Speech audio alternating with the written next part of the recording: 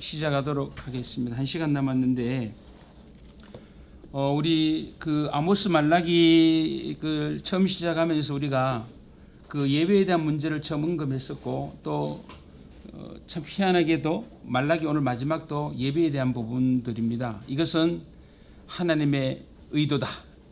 제 의도가 아니고 하나님의 의도고, 제가 뭐 아모스 말라기 강의를 하지만 제가 그냥 목사로서 바라는 것은 우리 강의하신 분들이 예배가 회복이 됐으면 좋겠다는 그 한 가지 생각밖에 없습니다.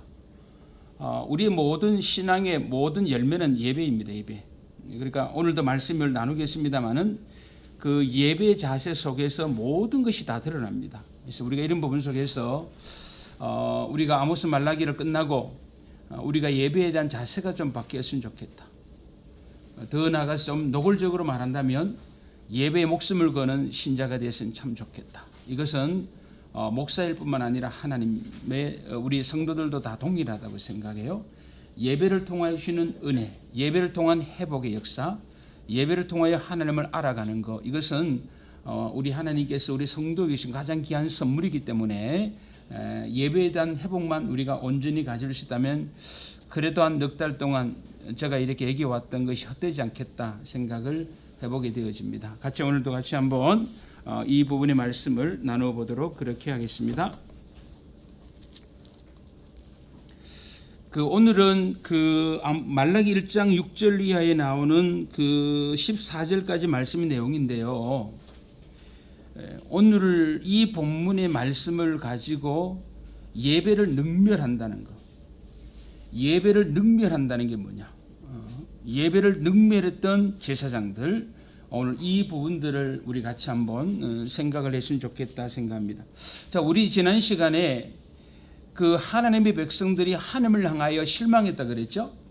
하나님을 향하여 실망, 이것이 비아냥거림으로 나타났습니다. 이렇게 말씀하는데 오늘 구체적으로 더 나아가서 하나님을 향하여 가졌던 비아냥거림과 실망이 구체적으로 어떤 영역에서 어떤 모습으로 살아갔는지를 우리가 똑똑히 삶의 현장을 보자는 얘기입니다.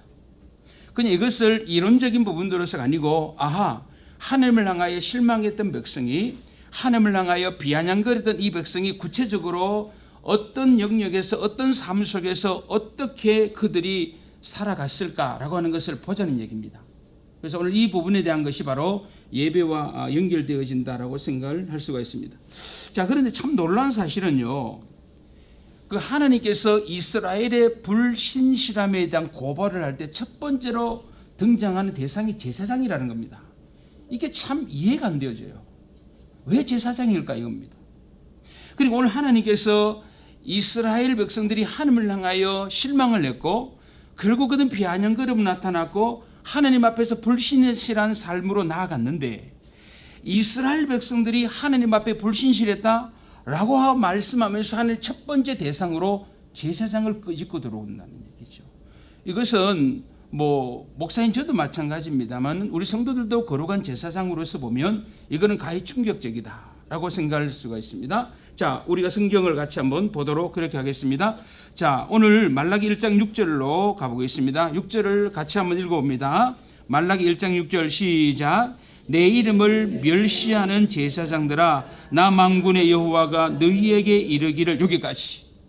여기 보면 내 이름을 멸시하는 제사장들아 이렇게 말씀합니다. 그러니까 하나님은 제사장들에게 가장 먼저 말씀하고 계신다 이거죠.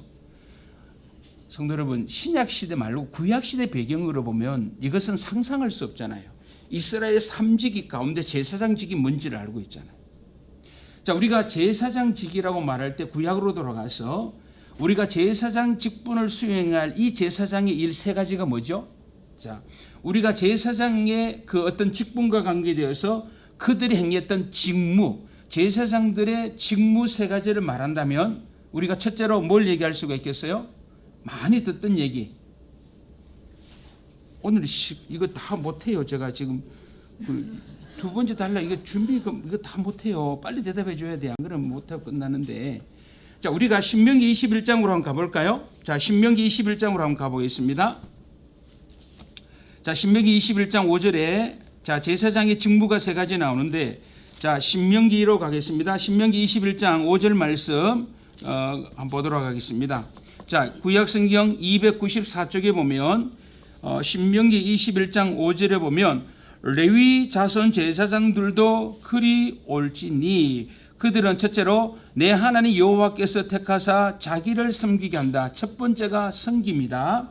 하나님을 섬김. 두 번째는 여호와 이름으로 축복하게 한 자. 이 제사장 두 번째는 축복하는 일을 갈로 열고 기도 갈로 닫고 이렇게 하면 되겠죠. 세 번째로 모든 소송과 모든 투쟁이 그의 말대로 소송 업무 이 세 가지 되어지죠. 그러니까 제사장이 하나님을 섬기는 자요. 두 번째는 제사 임무고 세 번째는 재판과 관계되어 있습니다. 여기 두 번째 제사의 문제가 나오는데 자, 하나님께서 제사장을 가장 먼저 언급하고 있다라고 하면 우리가 딱 번뜩이는 생각이 있습니다. 야, 하나님이 제일 먼저 제사장 계급을 언급하고 있다는 것은 제사장들이 하는 직무와 관계되어서 하나님이 뭔가 좀 하고 싶은 얘기가 있겠다라고 하는 생각이 스쳐 지나가요? 아니면 분명히 와닿아요? 어떻게 돼요? 그게 좀 스쳐 지나와요? 아니, 저를 쳐다보지 마세요. 저 쳐다보면 잠 못 자요. 아니, 좀 멋있는 사람 쳐다봐요. 저 쳐다보면 놀라서 잠 안 와요. 큰일 나요. 책임 못 져요. 그러니까 우리가 제사장의 두 번째 업무가 제사와 관계되잖아요. 즉 축복, 기도와 관계되는 부분들이거든요. 그러니까 우리가 이제 오늘도 예배 끝나고 강복선언 하잖아요. 강복선언. 그러니까 제사장 아론의 강복, 구약 시대로 가면 아론의 강복선언이 되어지고 신약엔 바울의 강복선언을 진행되어지잖아요. 그렇죠? 다 우리가 한국 교회는 다 축도라고 말하는데 제가 얘기하지 그건 기도가 아닙니다. 그 하나님의 축복을 선언하는 장면이 나오는데 제사장과 축복, 기도, 제사 이건 뭔가 관계 있는데 여기서 우리가 선뜻 들어오는 것은 하나님이 제사장을 제일 먼저 언급하고 있는 이유는 뭔가 제사와 예배와 관계에 대해서 하나님이 하실 말이 있겠구나라고 하는 느낌 정도는 온다 안 온다? 온다. 요거는 실력과 관계 있다 없다? 없다. 신앙이 연수하다 관계 있다 없다? 없다. 이거는 유치원만 나와도 충분히 알 수 있는 거. 기분 나빠하지 마세요. 자, 그런데 보세요. 하나님은요, 내 이름을 멸시하는 제사장들아라고 말하면서 제사장 행위를 두 가지를 끄집어내고 있습니다. 자, 두 가지. 자, 보겠습니다. 첫 번째로 7절로 가서 한번 보겠습니다. 7절로 가서 자, 하나님이 제사장의 문제를 언급할 때 자, 제사장들이 어떤 행위를 말할 때 첫 번째로 말씀하고 있는 것이 자, 7절 말씀으로 가서 보겠습니다. 너희가 더러운 떡을 나의 단에 드리고도 말하기를 우리가 어떻게 주를 더럽게 하였나이까 하는도다. 이는 너희가 주의 상은 경멸히 여길 것이라 말함을 인함이니라. 따라합시다. 성도가 이럴 수도 있구나. 이럴 수도 있구나. 와, 이건 무서운 얘기거든. 오늘 첫 번째로 제사장들의 행위, 그러니까 제사장들이 하나님을 구체적으로 어떻게 멸시했느냐라고 말할 때 더러운 떡을 나의 단에 들였다. 오늘 이렇게 말씀합니다. 더러운 떡이 뭐냐? 논란이 많습니다. 진설병을 말하느냐 아니면 우리가 말하는 것처럼 그 무교병을 말하느냐 논란이 많이 있습니다. 그런데 이 본문에서는 진설병은 지성소 성소에 떡상이 있는 거잖아요. 그렇죠? 근데 여기서는 뭐라고 하면 단이라고 알타라고 하는 단어를 쓰고 있습니다. 상이라는 단어를 쓰지 않고 제단이라는 단어를 쓰고 있기 때문에 여기서 더러운 떡은 뭐와 관계 있느냐? 무교병과 관계돼서 이해했으면 좋겠다라고 하는 정도입니다. 고라가 넘어갑니다. 여기서 그걸 찾아보고 논증하는 시간은 없고요. 하여튼 더러운 떡을 단에 드렸습니다. 근데 문제는 뭐예요? 그 다음에는 말이 문제입니다. 자, 더러운 땅을 들으면서 하는 말이 뭐냐면 하반절에 너희가 주의 상은 경멸히 여길 것이라. 여기 경멸이라고 한 단어가 등장하고 있잖아요. 여기 경멸이라고 하는 것은 자, 우리가 6절에 보면 뭐라고 말씀하냐면 6절 하반절에 보면 우리가 어떻게 주의 이름을 멸시했나이까. 여기 멸시, 경멸은 히브리어 단어가 다 똑같습니다. 바짜라고 하는 이 바짜라고 하는 단어 똑같은 단어인데 우리 번역을 앞에서는 멸시, 뒤에서는 경멸 이렇게 번역해 놓은 겁니다. 자, 그런데 여기서 더러운 떡을 들으면서 하는 말이 뭐예요? 이게 문제잖아요. 자, 더러운 떡을 드리면서 하는 말이 뭐냐면 주님의 상, 여기 상은 테이블입니다. 테이블. 우리가 웃으면서 많이 얘기하잖아요. 우리가 시편 23편 5절에 주께서 다윗의 시중에 나오잖아요. 주의 목전에서 상을 베푸시나이다. 주의 목전에서 상을 베푸신 그 상이 뭔 상? 뭔 상? 떡상? 역시 테이블입니다. 테이블. 알겠어요? 우리가 전쟁을 하게 되면 승리자들은 전리품을 취하게 되잖아요. 그죠? 그 의미거든요. 그래서 여기서 보면 주의 상은 멸시를, 아니 어떻게 제사장이 이럴 수가 있어요? 하나님께 더러운 떡을 드리는 거 좁시다요. 그냥 이해하고 넘어갑시다. 근데 하는 말이 뭐예요? 하나님은 멸시받아서 마땅하다는 얘기죠. 아니 이게 우리가 상식으로 이게 통할 수가, 아니 예배자입니다. 예배 드립니다. 이들은 예배를 드리는데 더러운 떡을 드리면서 하나님의 명하신 떡이 아니라 더러운 떡을 드리면서 하는 말이 뭐냐면, 하나님 당신은 멸시받아도 싸단 얘기예요. 이게 어떻게 가당치? 자, 두 번째로 한번 봅시다. 8절. 자, 두 번째 8절에 보니까 너희가 눈먼 희생으로 드리는 것 어찌 악하지 아니하며 이렇게 말씀합니다. 그리고 저는 것 병든 것으로 드리는 것 어찌 악하지 아니하냐. 좋아요. 또 오늘 여기 보니까 눈먼 거, 저는 거, 병든 거 좋아요. 그런데 이게 문제가 아니고 또 이들이 하는 말이 있어요. 그게 뭐냐면 13절로 가보겠습니다. 13절. 만군의 여호와가 이르노라 너희가 또 말하기를 이 일이 얼마나 번폐스러운 거. 여기 번폐라고 하는 것을 개정성경에는 뭐라고 해놨습니까? 번거롭다. 자, 이 일 얼마나 번거로운 거, 컷웃음을 하고 이렇게 나오잖아요. 그러니까 오늘 두 번째도 뭐냐고 말씀합니까? 오늘 제물을 하나님께 드리면서도 그 제물을 드리는 그 자체도 잘못된 것인데, 이런 제물을 드리면서 하는 말이 뭐냐? 하나님 왜 이렇게 피곤하게 하냐 이것이. 하나님이 나를 왜 이렇게 피곤하게 하고 왜 이렇게 나를 번거롭게 하고. 여러분 그거 여기서 쓰고 있는 그 번폐스럽다라고 하는 그 히브리어 단어가 테랄 이렇게 되는데, 이거 뭐냐? 건태감이에요. 그러니까 남자가 여자가 살면서 어느 정도 시간이 지나면 건태감이 온다는 거잖아요. 이거 뭡니까? 관심이 없어지는 것이. 여기 쓰고 있는 단어가 따분하다는 거, 건태감이 온다는 거거든요. 그러니까 이스라엘에서는 뭐예요? 하나님이요.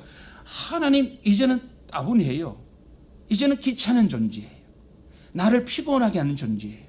그러니까 뭐로 나타납니까? 이 행위가 뭐로 나타나요? 눈먼 거, 저는 거, 병든 것으로 나타나고 있잖아요.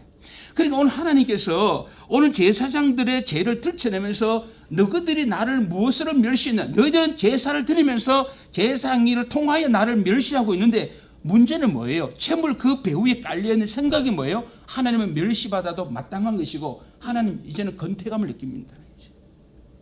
여보 내 눈에 나타나지 마.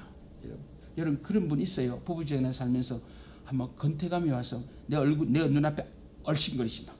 내 알아서 밥 넣어줄 테니까 밥 먹고 내 눈앞에 나타나지 마. 나타나기만 해봐. 내 진짜 여러분 솔직히 웃지 말고. 웃는 분은 범인이에요. 보통 찔리면 많이 웃거든요.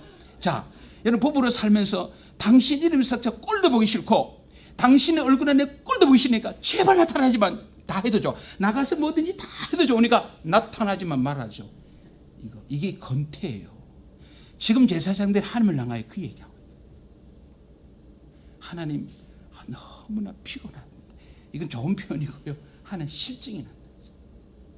그러니까 하나님을 향하여 건태, 피로, 실증. 그러니까 뭡니까? 예배가 이렇게 변질되는 거예요. 자, 그런데요. 여기 중요한 거 있죠. 왜 하나님께서는 이스라엘의 잘못을 고발하면서 제사장을 가장 먼저 언급하고 있고, 왜 이스라엘의 잘못을 고발하면서 예배와 제사의 문제를 왜 가장 먼저 언급하고 있는 이유가 어디 있을까? 이유가 어디 있을까? 이거 우리가 생각해야 되겠죠? 자, 이것이 어디 나오냐면 오늘 6절 말씀에 등장합니다. 그러니까 하나님께서 자기 백성들에게 바라는 태도의 문제를 하나님께서 언급하면서 그 예를 누구를 통하여? 제사장을 아니 제사장이 이렇게 타락한 백성을 볼 필요도 있다 없다? 있다 없다? 없어요. 백성들은 말할 필요가 없습니다. 제사장이 이렇게 되는데 예배가 이건 말할 필요가 없는 겁니다. 근데 오늘 하나님께서 말씀합니다. 자, 이스라엘의 잘못을 고발하면서 제사장을 한번 봐라. 이 제사장이 드리는 예배를 한번 보라라고 말씀하면서 하나님께서 진짜 그러니까 하나님께서 눈먼 거, 저는 거, 더러운 이 얘기를 하고 있는 본질적인 하나님의 의도는 어디 있겠느냐라고 하는 문제. 그래서 하나님께서 자기 백성들의 바라는 태도, 그것이 뭘까? 이걸 우리가 봐야 되잖아요. 그러죠? 제가 늘 얘기하잖아요. 하나님이 더러운 떡을 얘기하고 있고 병든 것을 얘기하고 눈먼 것을 얘기하고 있는 그 배우의 그 마음을 알아야죠. 참, 이 말씀 것을 왜 안 오셨어요? 가만히 생각이 이상하네. 왜 안 오셨어요? 어디 아파요? 아니 아픈 건 아니고 볼 일이 있어서. 아니, 기본 자세가 안 됐네요. 아니, 목요일날 있는 거 이건 마지막 아닙니까? 알면서 서울 갔다. 이거는 고의적인 죄예요. 이 말씀 권사님은 59점이야. 뭐 점수 얘기할 것도 없어. 뭐 저 마음이요. 고발하세요. 뭐 따지든 말든 59점. 가만히 생각해 기분 나쁘네. 전화하세요 지금. 빨리 전화해. 지금 전화해서 임미경 원사 전화해서 빨리 영상 들어오라. 그래도 말하기 있어요. 말하기 없니까? 가만히 생각하니까 또 그러네. 그 하나님이 자기 백성들의 바라는 태도가 두 가지입니다. 자, 이게 이제 하나님 이 얘기를 하고 싶은 겁니다. 그러니까 자, 오늘 첫 번째로 등장하고 있는 단어가 뭐냐면 이제 우리가 뭐 카베드, 하나님이 첫 번째로 말씀하는 것은 이 문제를 지적하는 겁니다. 하나님이 오늘 제사 문제를 얘기하면서 재물을 얘기하고 있는 이유, 떡을 얘기하는 이유는 뭐냐면 얘들아 나 이거 원하거든 이 말이에요. 두 번째 나오는 두 번째로 나오는 단어가 있습니다. 따라해요. 뭐라고? 따라해봐요. 뭐라고? 아니 웃지 말고 외우세요. 자, 이 가베드와 모라라고 하는 단어가 있습니다. 이 두 가지. 자, 보겠습니다. 6절에 이런 말씀합니다. 자, 내 이름을 멸시하는 제사장들아 나 만군의 여호와가 너 이기를 시작. 아들은 그 아비를 종은 그 주인을 공경하나니 내가 아비일진데 나를 공경함이 어디 있느냐 내가 주인일진데 나를 두려움이 어디 있느냐 이렇게 말씀하죠. 자, 이렇게 말씀합니다. 이거는 뭐라고 우리 성경 보니까 공경이라고 단어, 이거는 두려움이라고 하는 단어로 번역을 해놨습니다. 개정은 제가 안 봤습니다. 자, 그런데 보세요. 오늘 하나님께서 예배하는 당신, 그 제사장을 비롯하여 모든 예배자들에게 하나님이 바라시는 그 제사 지는 자의 태도가 뭐냐? 제발 너희들은 이 마음과 이 두 마음을 무엇을 통하여 예배를 통하여 좀 드러냈으면 좋겠다라고 하는 겁니다. 그 하나님 예배 속에, 그러니까 하나님 단순히 야, 너 11조 안 하면 막 죽인다 너 감사한 거 왜 안 해? 너 죽인 이게 아니다 이 말입니다. 하나님 뭘 보고 싶어요? 하나님 11조와 감사 그 배후에 뭘 보고 싶은 거면 이걸 좀 보고 싶다는 얘기예요.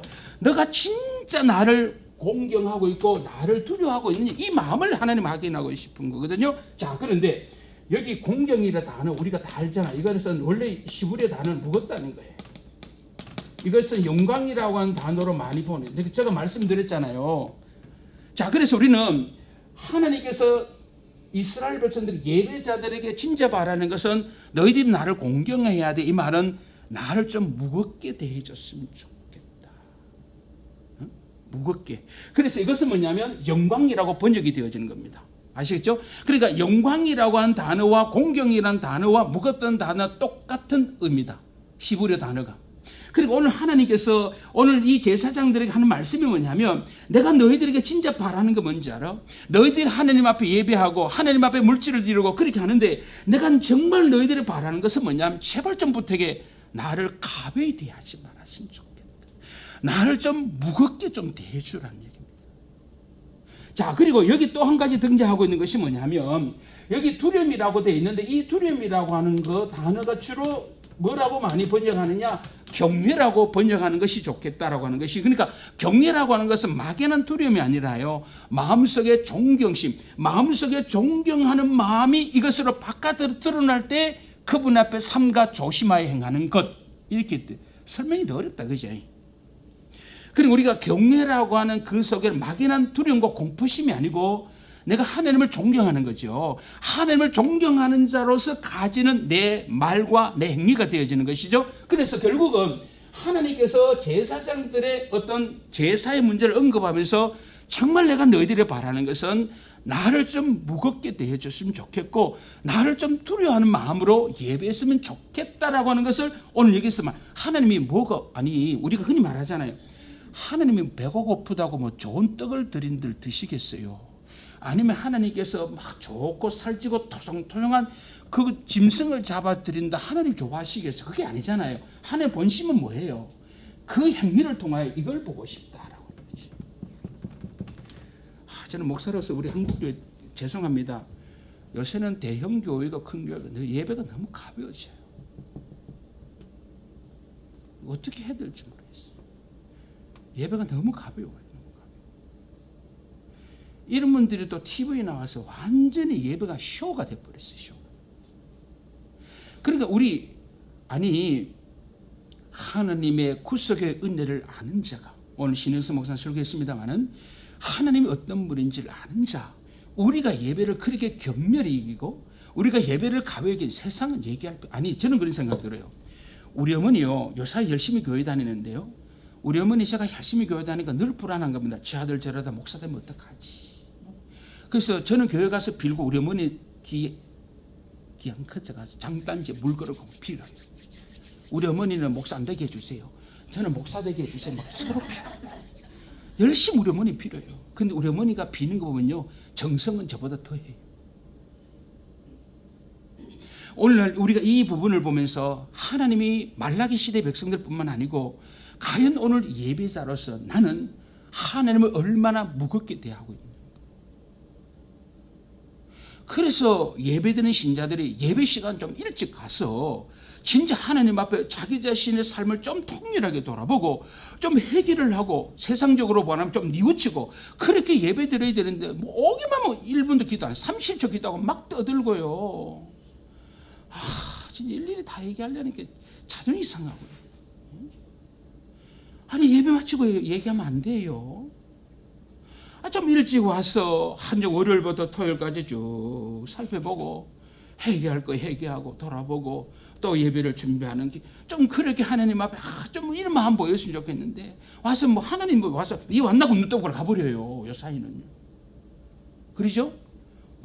예배 누가 하나님 찾아왔어요. 기도 드리려고. 그래 니 왔네. 그럼 하나님 왔네 가버려. 이 사람은 안 맞아. 빈트가 요새 기도도 막 신식이야. 너무나 짧게 막 스마트하게 딱 해버려 끝내버려요. 제가 길다는 것을 말하는 것이 아니고 우리가 하나님 앞에 나와서 예배하는 나 이렇게 생각할 때 우리 정성의 문제도 무시하지 말라는 얘기예요. 저는요. 우리 교회가 문제가 그거예요. 아는 건 바로 아는데 삶이 안 되는 거예요. 삶이. 그게 저는 너무 속상하다는 거예요. 우리는요. 오늘 하나님께서 제사장들을 얘기하면서 하는 말이 뭐냐면 얘들아 제발 너희들이 하나님을 예배할 때 나를 가볍게 대하지 마. 내가 그렇게 가볍게 대할 인물이 아니야. 그러면서 제발 나를 좀 무겁게 좀 대하고 나를 좀 두려워하는 마음으로 격려하는 마음으로 내 앞에 좀 나오면 안 되겠느냐. 오늘 제사장 돌교에서 그렇게 말씀하잖아요. 그래서 하나님께서 오늘 이스라엘 백성들에게 좋은 떡을 드려야 된다. 좋은 제물을 드려야 된다. 그 이유는 하나예요. 하나님을 무겁게 여기라는 것이고 하나님을 경외하라고 하는 의미로서 그 얘기를 하고 있다라고 하는 것을 우리가 좀 기억해서 우리가 예배자로 살아갈 때 내가 어떻게 하나님을 무겁게 여기는 자로 하나님을 경외하는 자로 내가 어떻게 예배할 것인가 스스로 말씀 펼쳐놓고 물어보라는 얘기예요. 우리가 예배가 어떻게 예배드려지고 있는가. 여러분 상식인데 주일날 11시 되면 내가 어디 있을까요?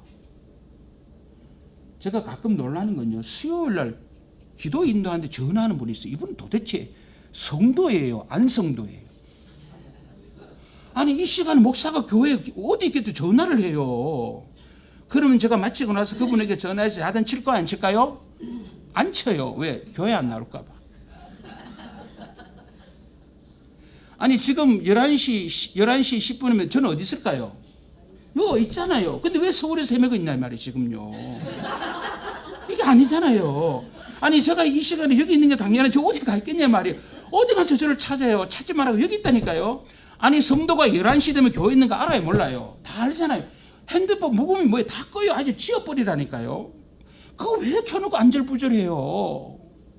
안 돼요. 지난주도 은퇴하신 장로님이 소리 누리는데 본인 건 모르겠다. 계속 본인 건데 계속 옆만 돌아보는 거예요. 지금. 설교자가 얼마나 예민한지 압니까? 1시간요 진짜 예민합니다. 말을 안 해서 그렇죠. 올인하는 시간이잖아요. 띠링 그것도 왜 트로트를 왜 배경음악을 왜? 이예선산 찔리네. 그래도 나 같은 이거 해놓으면 좀 이해가 돼. 근데 왜 거기다가 이상한 트로트를 넣어? 왜 60세의 저 세상에 나를 왜 이런 걸 왜 넣느냐? 아, 나 진짜 한달 바꿨어요. 목사가 할 일이 너무 많아요. 자, 그래서 여기서 말씀하고 있는 경외라고 하는 것과 무겁게 대하는 부분들 속에서 우리가 생각했는데, 자, 이제 본론으로 들어가는 게 뭐냐면, 자, 하나님은 이스라엘 백성들에게 공경과 경외. 자, 여기서 이제 중요한 게 나옵니다. 맨날 중요하다 그러니까 이게 참.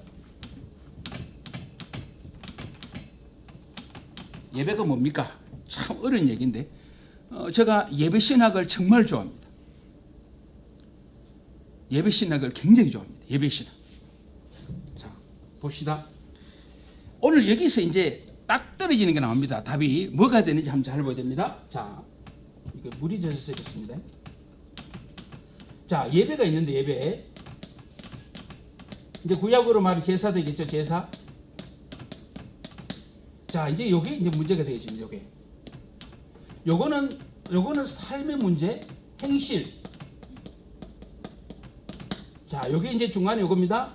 자, 요게 중요합니다. 예배가 뭡니까? 예배가 뭡니까? 라고 질문한다면 오늘 말씀 보면 잘 보세요. 오늘 말씀. 하나님은 이스라엘 백성들에게 뭘 요구해요? 하나님은 이스라엘 백성 요구하는 것은 재물과 떡의 문제가 아니고 뭘 요구합니까? 나를 공경하고 나를 경외하는 마음을 요구하고 계시잖아요. 그렇죠? 자, 여기 보셔야 됩니다. 자, 여기. 자, 하나님이 계시고, 자, 여기 예배자가 있는데, 하나님은 예배자에게 요구하셔요. 자, 하나님은 예배자에게 요구하시는데, 오늘 보니까 뭘 요구해요? 하나님을 뭐 해야 된다? 공경해라. 그 다음에 뭐예요? 경외. 제발 나를 좀 무겁게 대해줬으면 좋겠다. 하나님 이걸 요구하잖아요. 하나님은 이스라엘 백성들에게 공경과 경외를 요구하고 계시는데, 자, 문제는 이스라엘 예배자는 하나님께 뭘 드려요? 멸시, 이 경외를 드리고 있잖아요. 그러니까 하나님은 요구하시는 것은 이것을 요구하는데, 백성들은 이걸 알고 공경과 경외로서 가면 참 좋은데, 이들은 공경과 경외가 아니라 오히려 하나님을 뭐 하는 쪽으로 갑니까? 멸시하고 더 나가서 경멸하는 것으로 가잖아요. 이것을 하나님과 이스라엘 백성, 그러니까 이게 무슨 관계다? 이게 흔히 성경에서 말하는 언약의 문제입니다. 따라합시다. 예배의 문제는 언약의 문제다. 오늘 이거 꼭 명심을 하고 같이 한번 생각을 해봤으면 좋겠다라고 하는 것입니다. 그래서 오늘 여기서 하나님께서 제사장을 예배 문제를 제일 먼저 언급하고 있는 이유, 우리가 이런 얘기 하거든요. 자, 제사장이 나오고 예배가 나오고 제사가 나오니까 아하, 우리는 딱 알아듣지. 뭐 예배가 중요한가 보다 또 이 생각합니다. 우리는 단순하게. 근데 여기서 예배가 중요하다는 얘기를 하려는 것이 아니고, 오늘 제사의 문제를, 제사장의 문제를 끄집고 나오는 이유는 뭐냐면, 이스라엘 백성들아, 너희들은 하나님과 뭐의 문제와 언약의 관계가 틀어져 있다는 얘기입니다. 지금 예배는 뭐예요? 언약, 하나님과 이스라엘 백성들 관계, 언약 관계가 설정이 되어지는 것, 그리고 하나님과 백성 간의 관계가 확립되어지는 게 뭐다? 예배입니다. 자, 예배가 뭐요? 라고 말하면 하나님과 이스라엘 백성들 간의 언약 관계가 뭐 되는 거? 확립이 되어지는 것이고, 그리고 하나님과 이스라엘 백성들 간의 관계가 회복되어지는, 이게 예배예요. 이게 뭐요? 또 이렇게 질문할 수가 있거든요. 같이 한번 이 부분을 생각해 보도록 그래가겠습니다. 자, 보세요. 그러면 여기서 봅시다. 여기서 이걸 언약 관계라고 얘기하면, 언약 관계 아니면 하나님과의 관계라고 생각합시다. 하나님과의 관계. 그러니까 하나님과의 언약의 관계가 설정이 되어지고 하나님과의 관계가 확립이 되어지는 것이 바로 예배인데, 이런 관계 속에 잘 보시 바랍니다. 하나님과 이스라엘 백성들 관계, 언약의 관계가 틀어지면 제일 먼저 변질되는 게 예배가 변질됩니다. 예배가 변질되어지면 가장 먼저 또 나타나는 게 행실이 변질되어집니다. 자, 제가 오늘 이것을 말씀하고자 하는 목적이 하나 있습니다. 그 오늘 이 부분 속에서 우리가 보셔야 됩니다. 하나님과 이스라엘 백성들 간의 관계가, 언약의 관계가 비틀어져 버리면, 언약의 관계 비틀어졌을 때 제일 먼저 왜곡되어 나타나는 것이 예배의 왜곡이 나타나야 되지고 예배가 왜곡이 되어질 때 또 가장 적실하게 나타나는 것이 삶이라고 하는 행실이 삐뚤어지는 것이 나타납니다. 그러면 이렇게 생각하면 됩니다. 자, 예배를 예수 믿는 사람들 행실이 똑바르지 못해요. 그는 행실이 똑바르지 못하면 행실을 고치는 게 중요한 게 아니고 뭐를 고쳐야 됩니까? 예배가 회복돼야 되고 이게 회복돼야 됩니다. 악한 행실을 고쳐야 된다라고 말할 때 교회는 이것을 윤리적으로 가지 말고 악한 행실이라는 부분을 너 예배가 회복됐으면 좋겠다. 어디로? 이게 회복이 됐으면 좋겠다. 이렇게 가져야 된다는 얘기. 이게 오늘 말라기에서 하나님께서 말씀한 내용의 핵심입니다. 그래서 이 예배에 관해서 경고하고 계시는 하나님이 예배를 질타하지만 예배를 질타하는 것이 아니라 뭐냐면 하나님과 이스라엘의 언약의 관계가 비틀어져 있는 것이고 하나님과 이스라엘 백성의 관계가 흐트러져 있다는 이걸 하나님 지적하고 있는 거예요. 그래서 하나님과의 언약의 관계가 틀어지니 예배가 제일 먼저 왜곡이 오는 거예요. 아니 당연하잖아요. 조금 전에 말했잖아요. 하나님은 귀찮은 분이에요. 하나님 피곤해요. 하나님을 멸시해요. 그러면 하나님과의 관계가 그렇게 되어 있으면 당연히 예배는 왜곡될 수밖에 없는 거죠. 아니 예배가 회복이 되지 않는데 이게 회복이 안 돼요. 그리고 우리는 이 세 가지의 관계라고 하는 것을 유념하셔야 돼요. 그래서 우리가 예배가 회복되기를 원한다면 하나님과 우리와의 언약의 관계가 회복이 돼야 돼요. 아니 부부 관계가 회복이 안 되는데 밥상에 고기가 올라와요 안 올라와요? 우리 이미경 권사님 오늘 종강하니까 드디어 말씀 하나 바르게 하시네. 우리는요 부부관계도 관계가 좋으면 밥상에 뭐 올라가요? 그렇잖아요. 아침 일찍 일어나서 그래도 아침에 좀 두르고 막 해서 올리잖아요. 관계 틀어져요. 먹고 같은 말 문거리버리 자요. 그러니까 우리는 예배의 문제라고 하는 것은 예배의 목숨 거는 것이 아니고 지금 우리 성도가 하나님과의 관계가 삐뚤어지고 틀어져 있구나. 하나님과의 언약의 관계가 다 틀어져 있구나. 하나님과의 언약의 관계가 설정되지 못하고 하나님과의 관계가 설정되지 못하니 첫 번째로 예배가 왜곡이 되어지는구나. 예배가 왜곡되어지면 삶은 말할 필요가 있다 없다? 없다. 이렇게 되어지는 거예요. 그래서 오늘 이 말씀 속에 있는 것처럼 하나님은 이스라엘 백성들에게 얘들아 날 좀 공경하고 경외하는 좀 삶을 살아신 좀 그걸 좀 보여줘. 뭐 속에? 예배 속에. 근데 왜 안 하잖아요. 이게 그러니까 엉뚱한 것 같고 하나님 앞에 나가잖아요. 이 관계가 틀어지는 거예요.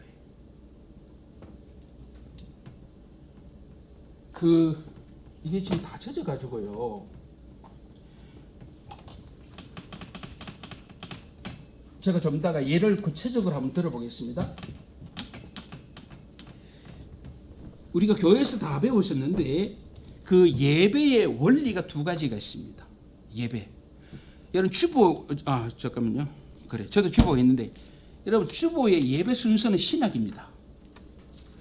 그냥 어떤 분들은 보면 순서를 그냥 마음대로 기분 내키는 대로 내요. 넣었다가 뺐다가 넣었다. 참 안타까운데요. 예배의 순서는 신학입니다. 주보를 보면 그 목사님의 신학이 다 보입니다. 제가 이걸 깨닫고 중국 가서 이걸 한 주간 동안 하루 8시간씩 가르쳤어요. 그분이 북한 가 있어요. 북한 뭐뭐 철학과 교수님이세요. 그래서 이걸 하루 8시간 일주일 동안 지하에서 이걸 가르쳤는데요. 예배에는 신학이 있다. 그래서 예배는 원리가 있습니다. 여러분 성도 여러분, 예배는 아무 순서를 막 집어넣는 게 아니에요. 자, 예배 두 가지. 첫 번째로 규정적 원리가 있습니다. 이거는 뭐냐면 계시 존중의 원리예요. 두 번째가 있습니다. 두 번째 대화의 원리가 있습니다. 이거는 뭐냐면 이거는 언약 갱신의 원리입니다. 예배는 두 가지 원리가 있습니다. 규정적 원리라고 되어 있습니다. 규정적 원리. 이것은 뭐냐면 계시 존중의 원리다라고 하는 것은 뭐냐면 예배라고 하는 것 철저히 성경이 가르치는 방식대로 예배가 드려져야 된다라고 하는 원리입니다. 그 계시 존중이라고 계시가 하나님의 계시의 책 말씀이라고 생각하면 우리가 첫 번째로 계시 존중의 원리. 그래서 예배는 철저하게 성경이 가르치는 원리에 따라서 예배가 드려져야 된다라고 우리가 많이 얘기하잖아요. 신령과 진정으로 예배해야 된다 그랬잖아요. 신령과 진정이라고 하는 그 헬러 단어가 뭐예요? 우리가 신령과 진정이 한마디로 말하는 성령 충만을 말하거든요. 그러니까 신령과 진정 예배라고 하는 건 성령에 충만한 예배라고 하는 것이죠. 성령 하나님의 강건하신 역사가 있는 예배가 되어야 된다. 교회에서 다 배우니까 넘어가고요. 그러니까 이 계시 존중의 원리라고 하는 것은 예배 속에는 철저하게 하나님의 말씀이 가르치는 방식과 원리대로 예배가 드려져야 된다라고 하는 것이 중요한 것이고, 또 하나는 뭐냐면 예배는 대하의 원리라고 있습니다. 이게 뭐냐, 언약 갱신이에요. 예배 시간은요, 예배 순서가 왜 중요하냐면 예배 순서는 하나님과 우리와 언약이 갱신되는 순간들이 엮어져서 예배가 되는 거예요. 이게 뭐냐, 저희 교회 주변은 하살표가 다 있습니다. 제가 이상한 얘기, 저희 교회 얘기 죄송해요. 저희 교회 주보를 보면 제가 주보를 만들었는데요. 제가 이 순서를 만들려고 장로님을 2년을 가르쳤습니다. 장로님들의 생각을 바꾸는 게 너무 힘들었어요. 그래서 제가 이걸 2년을 통해서 장로님들 가르쳐서 순서를 바꿨습니다. 장로님 이제 바꿔야 됩니다. 이거 하나 바꿔놨는데 저희 교회 예배 순서에 보면 항상 이렇게 되어 있습니다. 예배 순서마다 이게 나옵니다. 이게 나와요. 화살표를 괜히 만들어 놓은 게 아니에요. 우리가 예를 들어서 보면 첫 번째 우리가 예배애로의 부름입니다. 하나님이 부르시지 않는 자는 예배자로 나올 수 없는, 하나님이 예배에 부르신다 그래서 하나님이 오셔서 불러내시죠. 하나님이 부르면 우리는 뭐 해야 돼요? 우리는 반응해야 되잖아요. 하나님이 우리에게 말씀하시면 우리는 반응하잖아요. 이게 뭡니까? 두 번째 나오는 거 뭐냐면 축복의 인사가 나와요. 이게 쭉 순서대로 나오거든요. 그러니까 주보에 왜 내려오고 올라가고 이것은 하나님이 우리에게 주신 약속의 말씀이, 이것은 우리가 그 하나님께 반응하는 시간이거든요. 그러니까 우리가 예배 순서는 왜 중요하냐면 뭐다? 언약 갱신입니다. 그러니까 예배 순서마다 우리는 벙어리처럼 가만히 있는 것이 아니고 하나님이 말씀하시면 우리는 뭐 해야 된다? 아멘으로 화답을 해야 돼요. 그래서 제가 얘기해 놓은 것은 뭐냐면 이 말씀 선포에 있어서는 제가 이렇게 두 가지를 같이 해놨어요. 말씀 선포는 하나님이 말씀하시고 우리는 끊임없이 아멘으로 화답하는 시간이거든요. 말씀이 선포되어지는 것은, 그러니까 목사가 하나님을 대신하여 말씀을 전할 때 성도들이 잠을 잔다? 이거는요 심각한 문제예요. 예배는요, 우리가 예배는 아무나 드리면 안 되는 것이 아니고 예배 속에는 하나님의 계시의 말씀을 우리가 잘 이해하고 하나님의 계시 말씀에 따라서 드려지는 예배가 되어야 하나님이 받으시는 예배가 되고, 우리가 예배 시간 하나님과 우리가 끊임없이 하나님이 말씀하시고 반응하시고 말씀하시고 반응하시고 하나님이 부르시면 응답하고 계속 이 순간순간들이 다 엮어지면 뭐가 돼요? 예배가 되잖아요. 그래서 하나님은 제일 첫 번 부르시잖아요. 그리고 하나님 제일 마지막에 뭡니까? 세상을 향하는 성도가 있잖아요. 예배를 마치고 세상을 하는 성도들에게 삼위 하나님 축복하잖아요. 너희들이 세상에 나가서 삼위 하나님의 축복으로 한 주간 승리하고 돌아오십시오. 그래서 하늘 복을 선포해 주는 것이 강복선언이잖아요. 그것을 예배를 끝내잖아요. 그래서 우리는 예배 시간이라고 했을 때 언약 갱신의 원리가 예배 속에 철저히 시행되어야 됩니다. 그리고 우리 성도들은 하나님께서 예배하는 이 모든 예배 순서마다 우리는 벙어리 있으면 안 되고 하나님이 말씀하시면 계속해서 우리는 뭐 해야 돼요? 반응을 해야 돼요. 우리가 찬송도 그냥 예배 순서에 넣읍시다가 아니고 우리가 왜 하나님께 찬양을 올려드려야 됩니까? 라고 하는 부분 속에서 하나님 우리에게 축복의 말씀을 주시면 그 말씀에 감사하여 하나님께 찬양을 올려드리는 것이고, 목사가 설교 끝나면 왜 찬양합니까? 목사가 설교 끝나면 찬양하잖아요. 설교를 통하여 주신 하나님의 은혜가 너무나 크기에 나는 또 뭐요? 찬양으로 하나님께 감사해 올리는, 그냥 예배 순서 아무나 막 짜는 게 아니에요. 근데 우리는 예배 속에 신학이 없으니까요. 뭐 예배가 간증인지 속상해요. 근데 또 그런 교회는 뜨겁대요. 우리 한국인 예배는 뜨겁다면 목사가 할 말이 없어요. 예배가 바르냐 바르지 않느냐 관심 없어요. 뜨거우면 되거든요. 그리고 제일 뜨거웠던 분이 누구예요? 갈멜산에 가니까 그분들 있잖아요. 그분들 누구 있죠? 제일 뜨거웠던 분들? 그 있잖아요. 그분이 막 뜨거웠던 분 있잖아요. 그분 있잖아요. 난 잘 몰라요. 막 열심히 뜨거워서 막 그런 분 있잖아요. 막 이거 더워라 막 이런 분 있잖아요. 어떤 분은 조용히 머리채 받고 뭐 하는지 답답하잖아요. 여러분 예배가 뭐냐 이거 예배. 예배는 언약의 갱신의 시간이에요. 갱신하는 거 다시 회복하는 것이잖아요.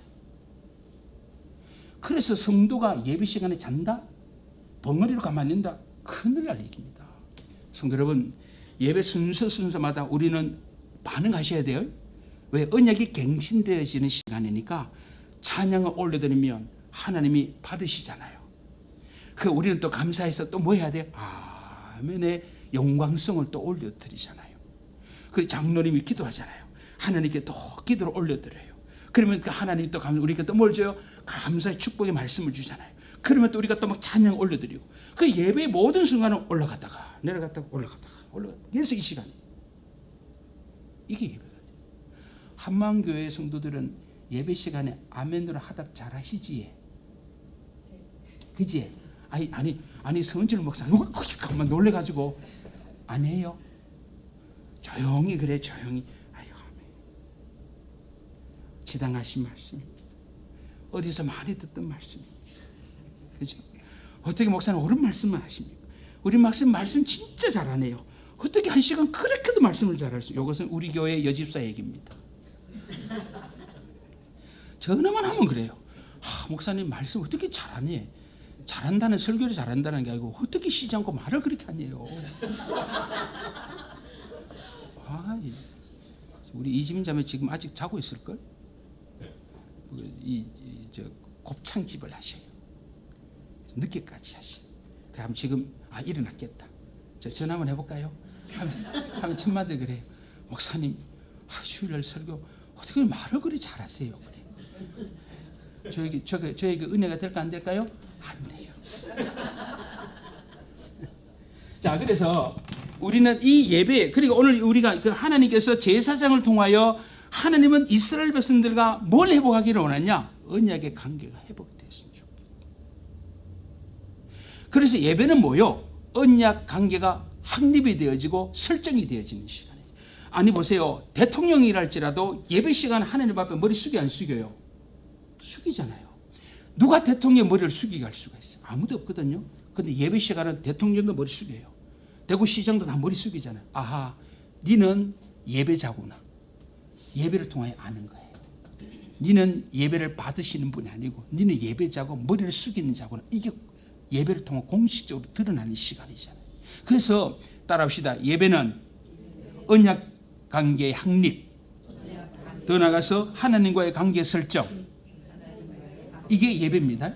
그리고 예배를 통하여 하나님과 언약의 관계가 어떻게 확립이 되어 있고 하나님과의 관계가 어떻게 설정되어 있는가, 이것을 들어야죠. 그래서 이스라엘 백성들은요, 하나님과의 관계가 틀어지면 제일 먼저 예배의 왜곡이 오게 되고, 예배가 왜곡이 되어지면 제일 먼저 나타나는 삶은 얘기할 필요도 없다. 아니, 우리가 하나님 앞에 예배하는 자가 하나님이 없는 흔히 세상으로 말한다면 더 이상 우리가 말할 필요가 없습니다 라고 하는 것이죠. 자, 한번 보겠습니다. 이것은 저의 말이 아니고 성경을 한번 보겠습니다. 자, 말라기 2장 11절로 가보겠습니다. 자, 말라기 2장 11절. 자, 11절 같이 읽겠습니다. 11절 시작.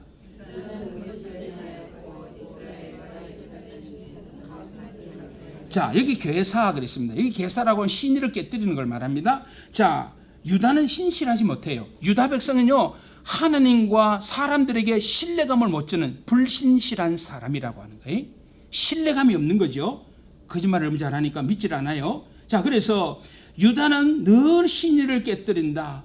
너희들은 늘 불신실해서 너희들은 믿을 수 없다. 그리고 이스라엘과 예루살렘 중에는 가증한 일을 행하였도다. 이렇게 혐오스럽다는 얘기를 말씀하고 있는데, 자, 여기 보세요. 계사를 행하였고 이스라엘과 예루살렘 중에 가증한 일을 행하였습니다. 물론 이것은 이방인과의 통원, 혼인 문제를 언급하고 있는 말씀이 오늘 이 말씀인데, 자, 성도 여러분, 우리가 이 말씀을 보면서 이스라엘 백성의 행실이 참 배역하구나. 이스라엘 백성들은 참으로 도덕적으로 선하지 못하네. 이스라엘 백성이 윤리적으로 참 선하지 못하네. 이렇게 가면 실패.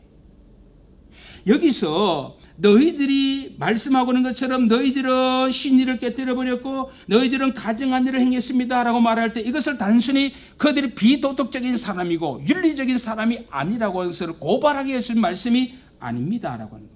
자, 또 하나 보겠습니다. 2장 16절. 같이 읽겠습니다. 시작. 이스라엘의 하나님 여호와가 이르노니 나는 이혼하는 것과 학대로 옷을 가려운 자를 뭐한다? 미워한다 그랬잖아요. 미워한다 분명히 말씀하셨잖아요. 그리고 오늘 이렇게 말씀해 있는 것처럼 이혼을 하고 학대로 옷을 가리울 수가 있습니까? 누가? 하나님의 백성들. 오호, 이렇게 행하는 사람은 비도덕적인 사람이 또 이 얘기 알고 있냐 이 말이죠. 오늘 성경 우리가 그렇게 말씀하지 않는다면 아하, 이분은 혼인관계가 미숙하구나. 이분 인간성이 참 미숙하구나. 이분이 윤리도덕을 잘 배우지 못했구나. 이 얘기를 하려는 것이 아니고 오늘 하나님께서 말씀하는 것은 뭐냐면 신자의 모든 악행, 우리 신자들의 모든 악행의 모든 배경은 뭐다? 하나님과의 언약 관계가 문제가 있다는 얘기라는 거예요. 너희들이 하나님과의 언약 관계가 문제가 있으니 첫 단추로서 예배가 파괴되어지는 것이고, 그리고 예배가 파괴되어지니까 행실이 바르지 못하고 이렇게 나오는 거죠. 그러니까 우리는 이 말씀 속에 제가 말씀드린 것처럼 행실을 고치기 전에 먼저 뭘 고쳐야 되느냐? 하나님 앞에 예배하는 매무새를 단정해야 된다. 눈에 보이지 아니하는 하나님을 예배하는 것을 목숨을 걸 때 눈에 보이는 사람 앞에서도 가능하다는 얘기죠. 그래서 오늘 이 문제를 얘기할 때 이혼을 얘기하거나 승리를 얻거나 이 모든 것을 얘기하는 것은 단순히 윤리도덕의 문제를 얘기하는 것이 아니라 너희들은 하나님과의 관계가 틀어져 있구나. 오늘 그 얘기를 하고 싶은 거예요. 언약의 관계가 잘못되어 있구나 이 얘기하는 거죠. 그래서 이 언약의 관계를 들춰내므로 말미암아 그래 너희들이 악한 행실을 고치고 싶어? 진실하고 착한 삶을 살고 싶어? 그러면 뭐 해야 되는 겁니까? 하나님 앞에 나와 예배드리는 자세부터 고쳐. 하나님을 예배를 똑바로 한다? 이 말은 또 뭐로 갑니까? 너 하나님과 언약의 관계를 좀 바르게 세워봐. 내가 뭘 원하는지 한번 곰곰이 한번 생각해 보라는 얘기입니다. 그래서 오늘 이 말씀 속에 나오는 거 단순히 이런 말씀 읽어낼 때 이것은 비도덕적이고 비윤리적이다 이렇게 가지 말고 이런 것들은 뭐라고요? 그래 결국은 언약의 관계가 뒤틀어지니 예배가 이렇게 되지고 예배가 이렇게 되지니 삶이 이렇게 되는구나. 그래 이스라엘 하나님의 백성들의 모든 삶의 행실의 문제는 뭐로 가야 됩니까? 쭉 올라가서 하나님 앞에서 어떻게 사는지를 연구해야 되는 거예요. 그래서 우리의 삶 속에서 하나님을 잃어버리고 나는 하나님의 언약의 백성으로서 하나님께서 우리에게 공경과 경외를 요구하고 계신다는 사실 앞에 내가 하나님을 공경하고 경외하는 그 마음을 회복해야 예배가 산다. 예배가 살아야 삶이 살아나는 것이다. 오늘 이렇게 말씀해 주고 있는 것입니다. 자, 시편 51편 한번 가보겠습니다. 이게 또 이해가 안 돼요. 자, 시편 51편. 자, 시편 51편으로 가겠습니다. 시편 51편 4절로 한번 가보겠습니다. 시편 51편 4절로 가서 우리 같이 한번 읽어봅니다. 51편 4절 시작. 내가 주께만 범죄하여 주의 목전에 악을 행하였사오니 주께서 말씀하실 때 의로우시다 하시고 판단하실 때 순전하시다 하리이다. 아니 성도 우리가 이 말씀 틀렸어요. 이 말씀이 맞아요? 아니 제가 늘 얘기해.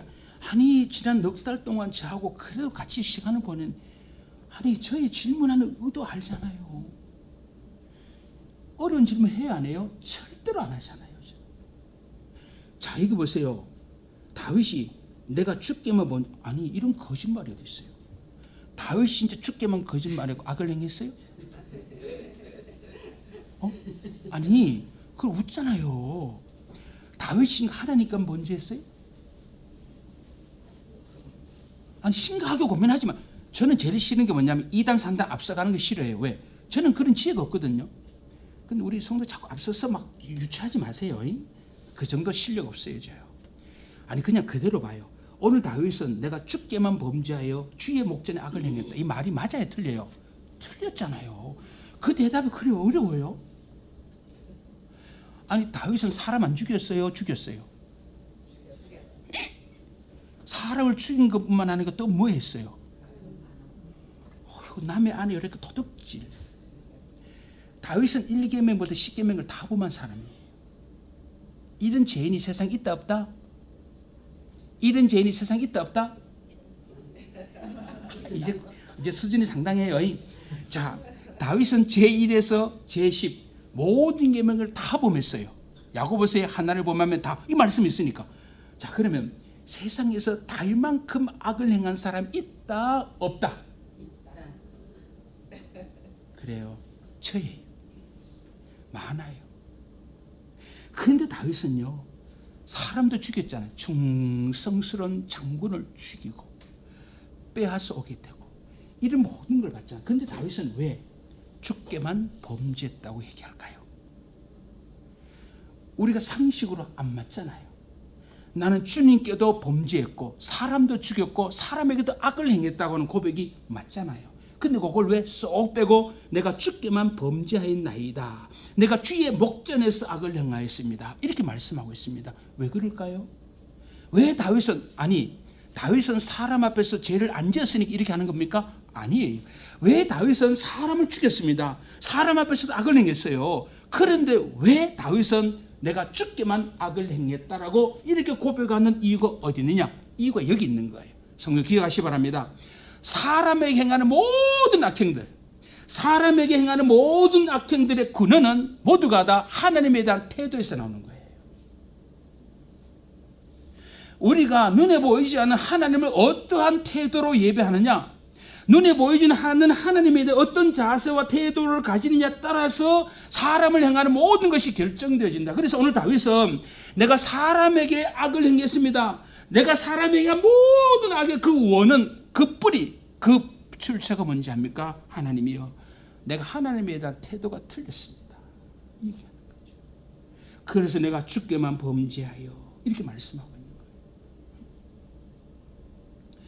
우리가 성경 읽다 보면 그런 게 있잖아요. 어떻게 사람을 탈을 쓰고 이렇게 할 수 있어, 그러죠. 그렇게 성경 보면 빵점입니다. 성경 읽었어요. 어떤 인물을 보면 어떻게 저렇게 악할 수가 있지, 왜 저렇게 나쁘게 살아, 막 이런 얘기 막 하잖아요. 읽다가 그건 성경 잘못 읽은 거예요. 나는 더 하면 더 했지 더 못한 거 아니에요. 우리는 새 계명을 알고 있고 새 언약의 시대를 살아가는 자들이고, 우리 안에는 성령이죠. 성령 하나님, 성령 하나님께서 우리 안에 계셔서 우리의 속사람을 변화시키고, 그래서 하나님의 순종하는 사람으로 이렇게까지 성령께서 우리 안에 강력하게 역사하고 계시는데, 우리가 죄를 짓는다, 성령을 해방하는 죄를 짓는 거예요. 얼마나 악한 짓이. 우리는요, 다윗보다 더 악했으면 악했지, 이렇게 돼야 되는 거예요. 그래서 오늘 다윗은 말씀하는 것은 내가 사람에 행하는 모든 악한 행위 싫었습니다. 근데 그 뿌리를 추적하니 결국은 하나님과 나와의 언약의 관계가 문제였고, 난 하나님과의 관계가 뒤틀려져 있고, 나는 하나님에 대한 태도가 잘못되어서 보이는 사람을 이렇게 대합니다. 그래서 우리는 사람을 대하는 자세를 보면 저분이 하나님을 인격적으로 만났느냐 만나지 못했느냐 대충은 가늠할 수가 있다. 왜 대충의 말을 쓰냐면 판단하면 안 되니까요. 우리는 항상 어떤 부분 속에서 이원론적인 삶을 살아간다는 게 뭐냐면 항상 하나님과 세상을 쫙 나누어 버린. 그래서 우리는 코람데오라는 말을 많이 알고 있잖아요. 그죠? 이거 많이 들으셨죠? 예, 여기 있어도 제가 얘기했을 텐데 코람데오 그랬습니다. 근데 우리는 코람데오,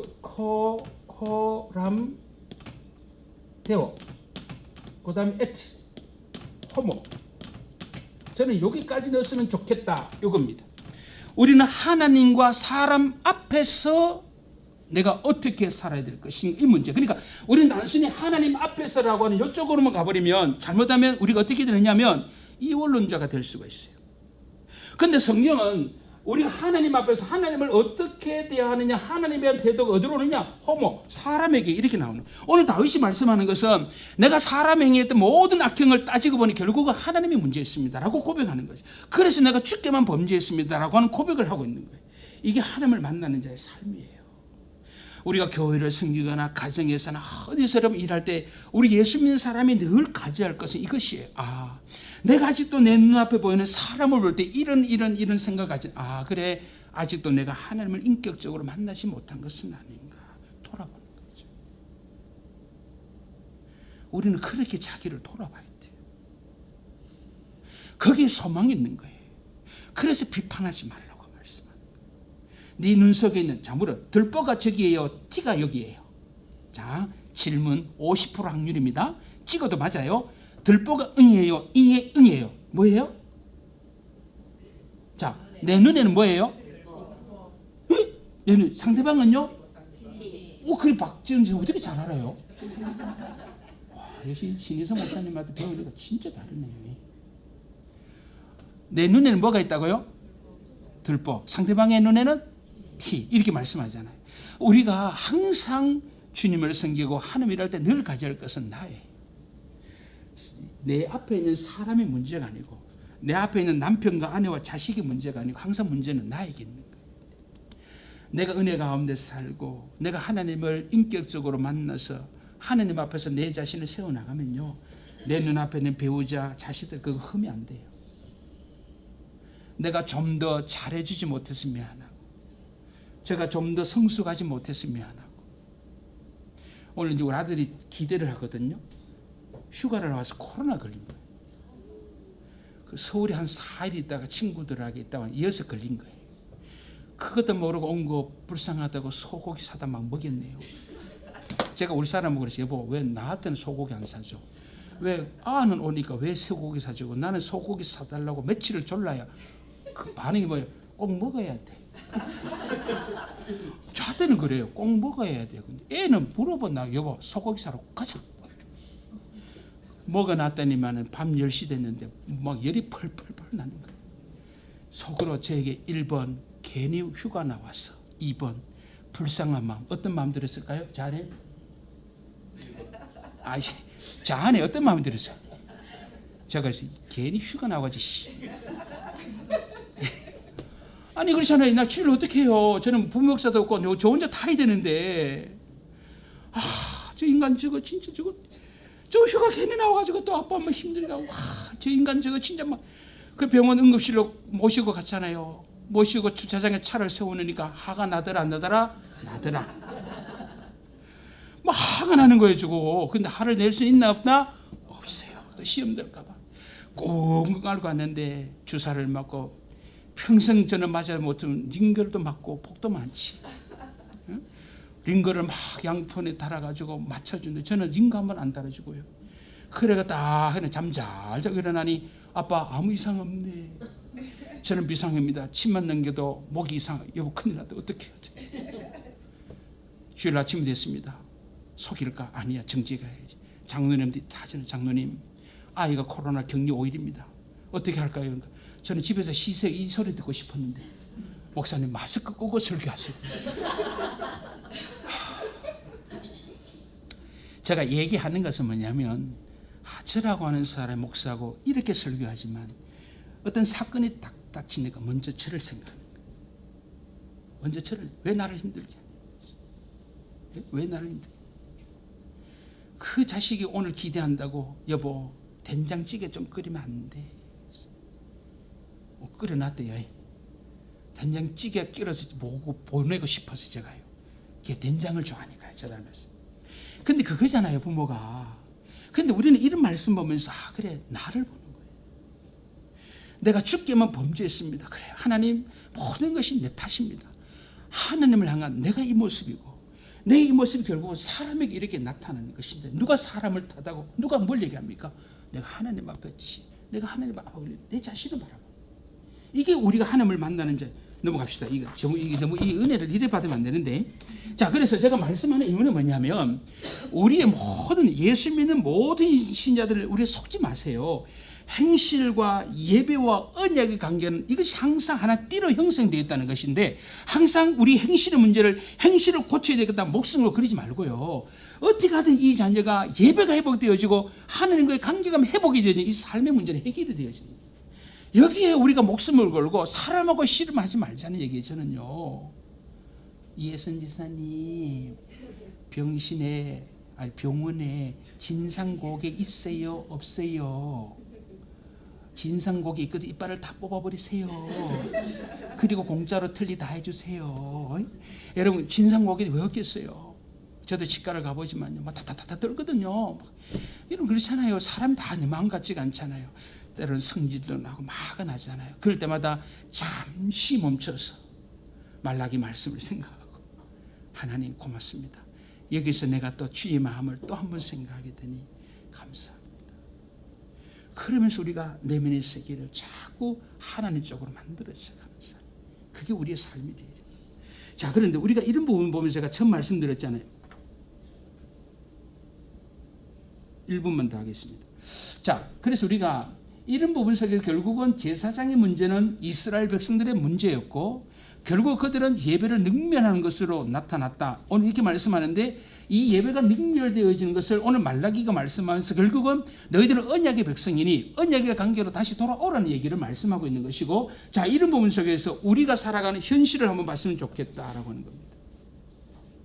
오늘 우리가 살아가는 삶 속에서 우리가 일상의 삶 속에서 하나님의 말씀을 멸시하면서 살아가는 삶이 있다면, 우리가 일상에서 예배를 떠나서 일상의 삶에서 하나님의 말씀과 상관없는 우리가 삶을 살아가면서 우리가 주일날에 와서 하나님을 예배할 이 문제가 우리가 어떻게 되집니까? 삶과 예배가 괴리되어지면 우리가 예배를 능멸하는 자가 될 수가 있다는 사실을 여기서 꼭 깨달았으면 좋겠다라고 하는 것입니다. 자, 이거 보면서 제가 예를 여기 많이 써는 제가 설교한 것을 얘기하는 거예요. 교회에서 설교한 건데, 여기서 이제 우리가 생각할 수 있는 건 뭐냐면, 오해하지 말고 들으세요. 우리가 삶이라고 하는 것과 예배가 얼마나 괴리되어 있는지 압니까? 우리는 제사장들 지금 얘기하고 있지 않습니다. 오늘 우리가 사는 삶의 현실을 봅시다.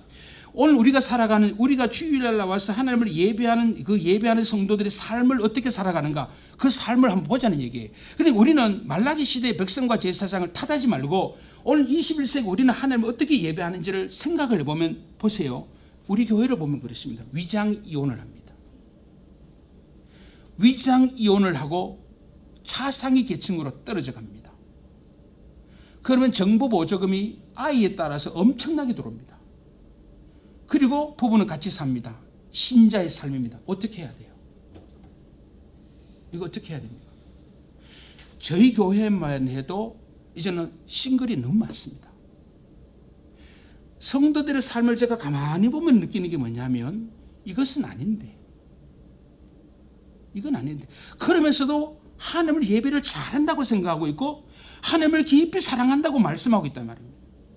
삶과 예배가 완전히 등떨어져 있는, 내가 이렇게 거짓을 아무리 행해도 하나님은 아무렇지도 않고 주일날 와서 예배 드린다? 하는 그 예배를 기꺼이 받으신다라고 생각하는 거 어떻게 해야 되냐 말이에요. 제가 예를 들어서 하는 얘기입니다. 그리고 등급 심사 문제도 마찬가지입니다. 부모님을 모시는 문제, 등급 심사 문제 속에서도 진실하지 못한 것을 제가 교회 안에서 보는 겁니다. 어떻게라도 사람을 동문시켜서라도 어떻게 하든지 받아내고 말겠다. 왜? 그렇게 받으면 재정적인 문제 속에 많은 유익이 있다는 거죠. 지금 우리가 살아가는 이 삶은요, 모르겠습니다. 우리 신자로서 살아가는 우리 삶 속에 과연 나는 하나님의 언약 관계 속에서 내가 하나님을 진실로 공경하고 경외하는 삶이 내 일상의 삶 속에 있느냐라고 하는 겁니다. 우리는 일상의 삶은 삶이고 교회 예배는 예배가 완전히 괴리되어진 삶을 살다 보니까 예배 감격이 없는 거예요. 예배 기쁨이 없는 거예요. 왜? 하나님은 가벼워지는 거예요. 하나님을 절대로 우리는 무겁게 대하지 않는다. 우리가 승진의 문턱에서 내가 반드시 성공해야 된다. 비열한 방법을 통해서 경쟁자를 나와 떨어뜨리게 하는 경우가 우리 삶 속에 얼마나 많이 있느냐라고 하는 것입니다. 우리가 물건을 더 싸게 사기 위해서 거짓말을 양심 다 해버리는 얼마나 많냐. 우리는 신자로서 살아가면서 과연 우리는 내가 언약의 백성으로서 하나님 앞에 우리의 삶을 어떻게 경영하고 있는가, 우리 자신을 정말로 돌아보게 하는 것이 오늘 이 말씀이라고 하는 것이죠. 우리가 더 이상 얘기할 필요가 없는 것이잖아요. 이런 교회에서 예배 때 말씀으로 큰 은혜를 받고 그런 분이 직장으로 돌아가서 종업원들에게 월급 잘 안 주려고 그러고 종업원들에게 악하게 대하고, 이게 말이 되냐 이 말이에요. 왜 오늘 우리가 예수 믿는 사람들이 왜 세상 속에서 존경과 박수를 받지 못하느냐. 예배는 어떻게 드리는지 모르지만 예배자의 언약의 삶을 보니까 이게 아니더라라고 하는 것이 너무나 적나라하게 드러나니까 오늘 우리가 이런 문제를 남의 문제가 아니고 내 자신의 문제를 돌아보고 우리 자신은 어떻게 하나님 앞에 내 자신을 세워갈, 이게 우리 모두에게 준 가지물이고 숙제라고 하는 것이죠. 그래서 성도 여러분, 교회 안에서 성도들과 대화할 때도 좀 지혜가 필요하다는 것이죠. 위조장부를 만들고 이중장부를 만들고 어떻게 해서라도 이런 문제를 통해서 결국은 욕심을 챙기고, 이런 부분 속에서 예배는 또 예배대로 드려지고 있고, 이거 어떻게 해야 되냐 말이에요. 어디서 답을 찾아야 됩니까? 우리는 하나님과 언약 관계가 다시 회복이 돼야 됩니다. 그래야만 예배가 삽니다. 예배가 살아 우리의 삶이 소망이 있으십니다. 오늘 이런 부분들을 생각하고 여기까지만 합시다. 어떻게 시간이 없는데 다 못해서 죄송하게 생각하고요. 여기 아모스 아니 말라기 여기는 예배에 대한 얘기가 참 많이 나오는데요. 제가 처음에도 말씀드렸습니다만은 저도 그렇고 우리 성도님들 그렇고 어디 가든지 예배가 좀 회복이 되고 예배의 승리가 우리의 삶의 승리가 된다는 사실을 우리가 철저하게 좀 깨닫고 하나님을 인격적으로 만나고 우리의 삶도 인격적인 그 만남 위에 우리의 삶이 있었으면 좋겠다. 우리 이런 마음을 가지고 우리의 남은 생애가 더 하나님을 경외하고 공경하는 예배자의 삶이 되었으면 좋겠다. 이런 마음을 가지게 되어집니다. 기도하겠습니다. 하나님 아버지 감사합니다. 성실한 예배만이 능력 있는 신자를 만들고 공경과 경외를 담아들은 예배만이 신자의 참된 자기 발견이 있음을 알고 하나님 앞에 엎드려 간절히 기도합니다. 우리 하나님이 어떤 하나님이신지 예배를 통하여 선명하게 드러내는 저희들 되게 하옵소서. 우리가 예배를 잘 드리고 예배를 마치고 나서 그 이후의 삶이 예배자의 삶이 되어지고 예배에 지속적인 은혜가 있는 삶이 되어지기를 원합니다. 예배를 우리가 자주 드리는 것 감사한데 예배자가 변화되지 못하고 삶이 변화되지 못한다면 우리는 어쩌면 죽은 예배를 죽은 하나님을 만나고 있는 것은 아닌지 돌아봅니다. 아버지 하나님, 지난 한 학기 동안 아모스와 말라기 말씀을 통해서 우리 하나님이 어떤 하나님인지 우리가 또 배웠사오니 예배 속에 드러나고 삶 속에 드러나며 어찌하여 저희들은 하나님의 언약의 백성으로서 하나님과의 언약의 관계가 회복되어지므로 예배가 살고 삶이 새로워지는 놀라운 복을 우리 모두가 받아 누리게 하시고 우리 모든 성도들의 가정과 섬기시는 또 교회와 직장에 함께 하셔서 우리가 살아가는 삶의 작은 영역이지만 그 속에 살아서 역사하신 하나님을 인하여 늘 감사하고 고난과 어려움이 있습니까? 참고 인내할 수 있는 믿음 돌아가 여시고 이 고난이 장차 영광과 비교할 수 없다고 했사오니 아버지 하나님이여 고난 속에서도 감사하고 고난 속에서도 소망 가운데 살아가는 우리 모두가 되어지도록 복을 허락하여 주옵소서. 오늘도 주님께 감사하며 우리 주 예수 그리스도의 이름으로 기도드리옵나이다. 아멘.